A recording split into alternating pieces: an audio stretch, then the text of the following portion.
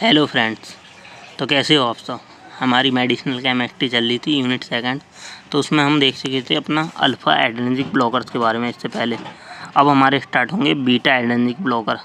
अब beta adrenergic blocker, इनका classification SAR of beta blocker और प्रोपेनॉल, मेट्रिनोल, एटेनॉल, बेटामोजोलोल और बिसोप्रोलोल और एस्मोलोल और मेटोप्रोलोल और लेवोट्रोल और कार्बिडोल।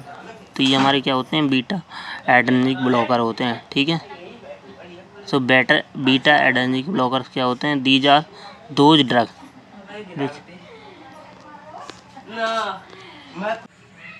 तो बीटा एड्रेनर्जिक ब्लॉकर क्या होते हैं, these are those drug which block beta receptor and antagonist the effect of beta agonist drug.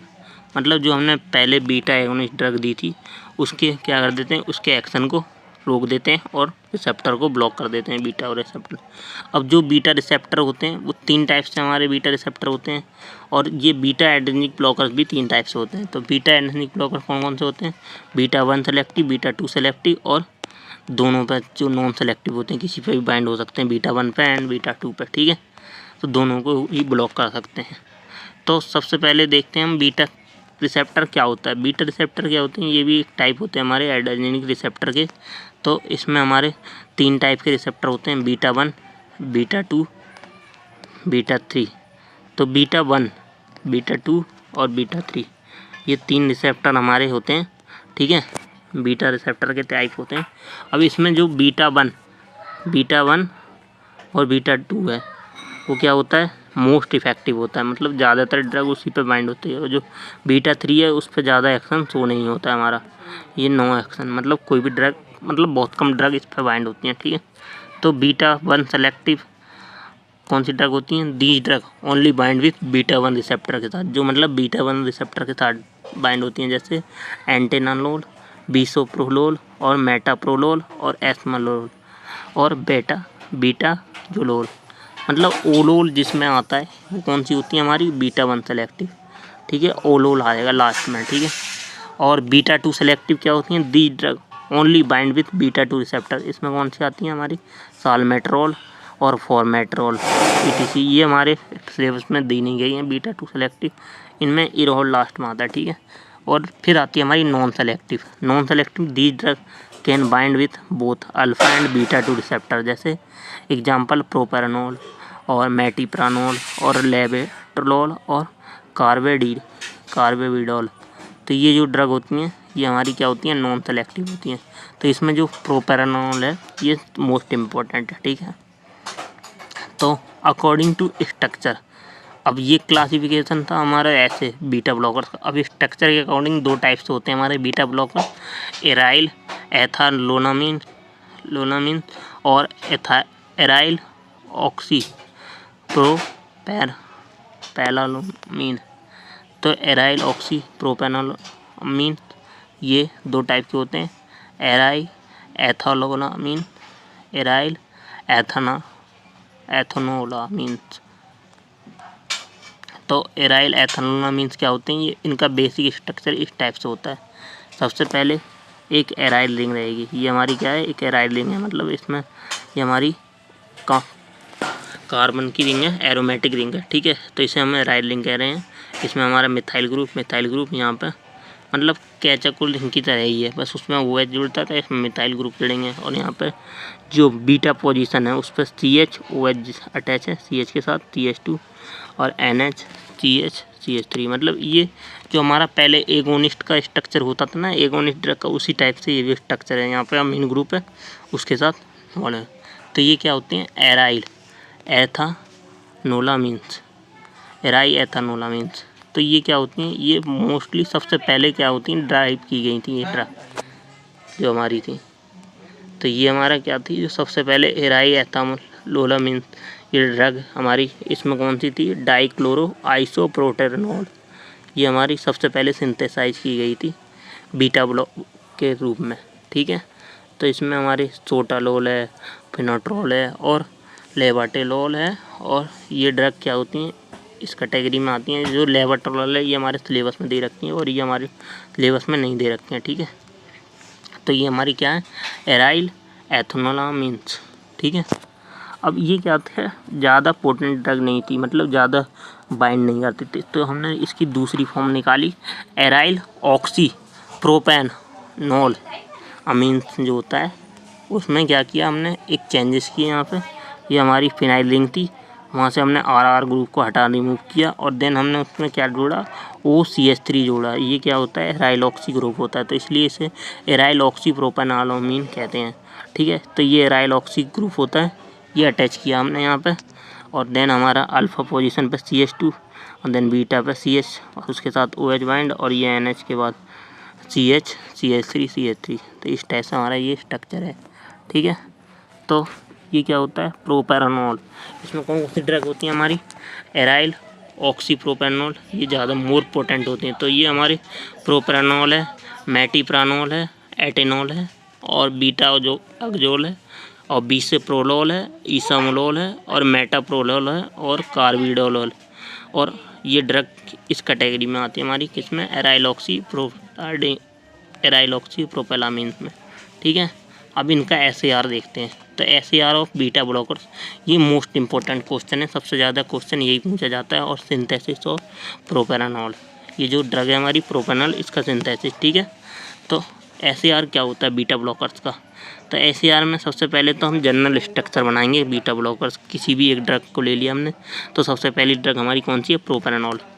तो इसका स्ट्रक्चर ये देखिए, हमारे बीटा ब्लॉकर्स में सबसे पहली ड्रग है प्रोपेनॉल। इसका हमें क्या बनाना है, सिंथेसिस, यूजेस, ये सब पढ़ना है। तो हम सबसे पहले एक ही drug SAR of beta blockers लिखा हुआ है ना, तो इसमें हम कोई सी भी ड्रग का SAR कर देंगे। तो सबसे पहले हमने जनरल स्ट्रक्चर लिया इसका, किसका,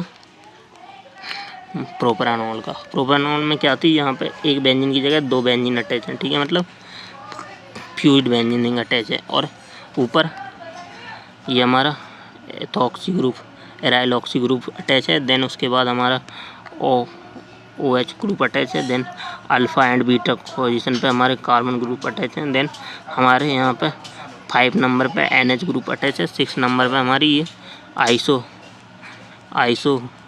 रिंग है, हमारी आइसो मिथाइल रिंग है, ठीक है। 3 ग्रुप जुड़े हुए हैं, CH3 CH3 CH, ठीक है। तो ये हमारी क्या होगी, ये हमारा क्या होगा, प्रोपेनॉल का स्ट्रक्चर। तो इसमें कहाँ कहाँ चेंज हो सकता है, पहला यहाँ पे हम चेंज कर सकते हैं, या इसे हटा सकते हैं, या ना लगाएं तो क्या इफेक्ट होगा, तो मतलब एराइल या एरोमेटिक रिंग पे। तो ये फर्स्ट हो गया। सेकंड, हम एराइल ऑक्सी ग्रुप का क्या काम है, इसकी क्या इम्पोर्टेंस है, या इसे हटा दें, या तो ये क्या करेगा, एक्टिविटी बीटा ब्लॉकर्स की शो करेगा कि नहीं करेगा। और थर्ड पोजीशन पे हमारे अल्फ़ा और बीटा, इनमें चेंज कर दें, या यहाँ पे इन्हें ना रहने दें तो क्या होगा। तो यही स्टडी करना SAR होगा, ठीक है। और फोर्थ पे OH के बारे में, हाइड्रोक्सी ग्रुप रखें या ना रखें, क्या होगा, अगर होगा नहीं तो क्या होगा, ठीक है। और 5th नंबर पे NH, 5 में इसमें NH पे चेंज कर सकते हैं हम, NH पे NH है प्रेजेंस रखेंगे कि नहीं रखेंगे। और ऐसे ही CH3 ग्रुप का क्या काम है, ठीक है। तो इन सब की इम्पोर्टेंस देखेंगे और इनमें क्या एडिंग कर सकते हैं वो देखेंगे, ठीक है। तो यही SAR होता है, ठीक है। तो स्ट्रक्चर एक्टिविटी रिलेशनशिप, तो सबसे पहले देखते हैं एराइल और एरोमेटिक रिंग में। तो एराइल और एरोमेटिक रिंग क्या होती है, ये एसेंशियल होती है हमारी, essential for aryl ring is essential for antagonism activity के लिए, मतलब एंटागोनिस्ट एक्टिविटी शो करने के लिए ये जो रिंग है हमारी, ये मोस्ट इम्पोर्टेंट है, ठीक है। If naphthyl ring replaced by single phenyl ring, हम अगर इस जो ये हमारी क्या है, ये नेप्थाइल रिंग है, इसको हम सिंगल रिंग से रिप्लेस कर दें तो क्या होगा। तो जब हम अपनी नेप्थाइल रिंग को, इस नेप्थाइल रिंग को सिंगल रिंग से रिप्लेस करेंगे तो ड्रग क्या हो जाएगी, सेलेक्टिव हो जाएगी। सेलेक्टिव का मतलब कि किसी एक रिसेप्टर पे बाइंड होगी, या बीटा 1 पे या बीटा 2 पे। तो यही लिखा हुआ है, mean drug will be bind with only single receptor, beta 1 और बीटा 2 रिसेप्टर।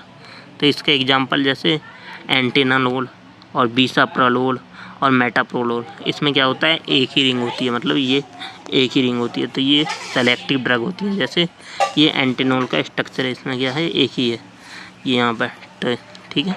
और इसमें मोस्ट कॉमन क्या लगा होगा, OCH2 ग्रुप लगा होगा। ये हमारा क्या होता है, एराइल ऑक्सी ग्रुप होता है। तो यही इसका मतलब साइन है कि ये कौन सी ड्रग है हमारी, बीटा ब्लॉकर्स हैं, ठीक है।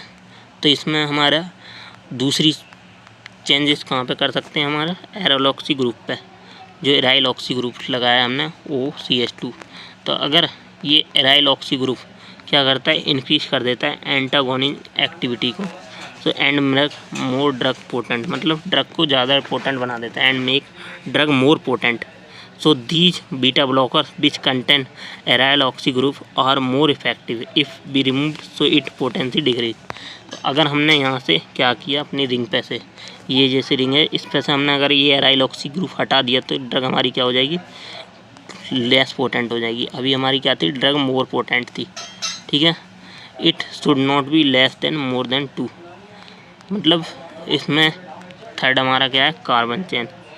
तो कार्बन चेन पे क्या होते हैं, 2 carbon side chain is required for activity, मतलब 2 कार्बन साइड चेन, ये हमारी CH2CH, तो ये हमारी इसके साथ रिक्वायर्ड होती है एक्टिविटी शो करने के लिए। If not less than more than 2, तो अगर नहीं रहेंगी तो ये क्या हो जाएगी, हमारी एक्टिविटी इसकी डिक्रीज हो जाएगी।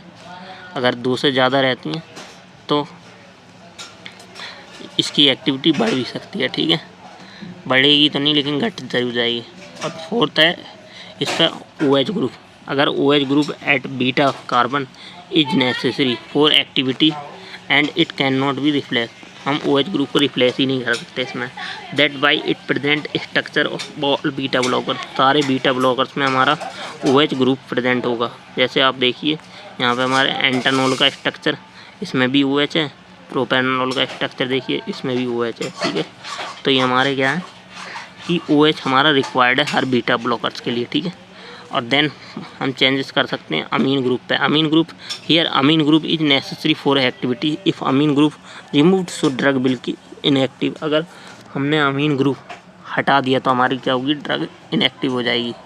और देन 6 पोजीशन पर हमारा बल्कि एलिफेटिक ग्रुप है। बल्कि एलिफेटिक ग्रुप को क्या कहते हैं हम, आइसोप्रोपाइल, मतलब 3 कार्बन है, तो ये हमारे क्या है, बल्कि एलिफेटिक ग्रुप है। सो इसे हम अगर टी ब्यूटाइल ग्रुप और t butyl group present on amine group, so it provide nucleophilicity to amine group, मतलब अमीन ग्रुप को न्यूक्लियोफिलिसिटी प्रोवाइड करता है, सो इंक्रीज कर देता है एक्टिविटी को, ड्रग की एक्टिविटी को क्या कर देता है, इंक्रीज कर देता है। तो ये हमारा मोस्ट इम्पोर्टेंट है, तभी हमारे बीटा ब्लॉकर्स वर्क करेंगे, ठीक है। तो ये हो गया SAR ऑफ बीटा ब्लॉकर्स। तो इतना ही काफ़ी है, आप इसे 7 नंबर के हिसाब से लिख सकते हो एग्जाम में, ठीक है। तो सबसे पहले क्या करना, आप एराइल एथोलोनामीन, सबसे पहले आप क्या करना, बीटा ब्लॉकर्स का क्लासिफिकेशन बता देना, बीटा 1 बीटा 2 और नॉन सेलेक्टिव ड्रग के बारे में, देन उसके बाद ये बता देना, उसके बाद SAR बता दें। तो ये हमारा क्या हो गया, SAR ऑफ बीटा ब्लॉकर्स हो गया 10 नंबर के हिसाब से, ठीक है। अगर 7 नंबर में आए तो आप खाली SAR ऑफ बीटा ब्लॉकर्स लिख देना, ठीक है। तो ये इसका SAR है। Thank you.